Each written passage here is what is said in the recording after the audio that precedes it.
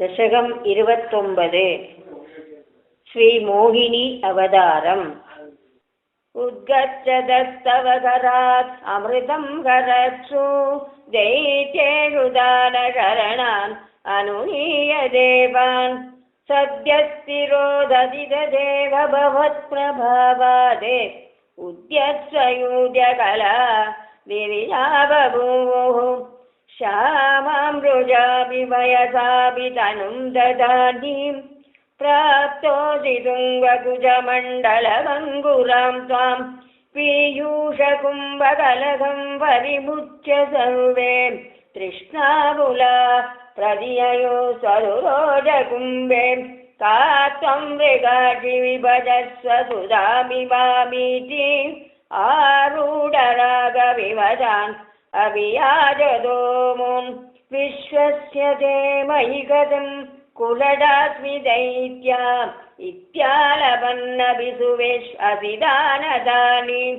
मोदासुधा कलशमेषु तदत्सु सात्वं दुश्चेष्टितं मम सह त्वमिति ब्रुवाणाम्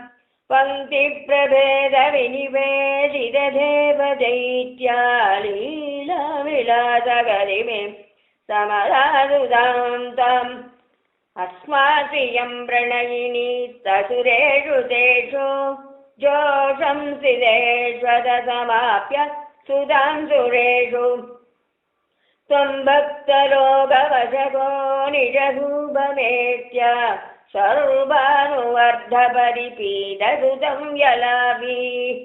तत्त्वसुदाहरणयोग्यबलं परेषु दत्त्वा गदे त्वयि सुरे गरुरे वृगृह्णन् घोरेतमुक्षदिगणे बलिदैत्यमाया व्यामोगिरे सुरगणे त्वमिह विरासीः त्वं कालने मिमद मालिमुगां जघन्त शक्रो जगानबलिजम्बबलान् सभागान् शुष्काद्रदुष्करभदे नमु चौदलूने फेनेन नारदगिरा नरुणोरणं तं योषावबुद्धनुज मोहनमाहितं ते श्रुत्वा विलोकनकुतूहलवान् महेशः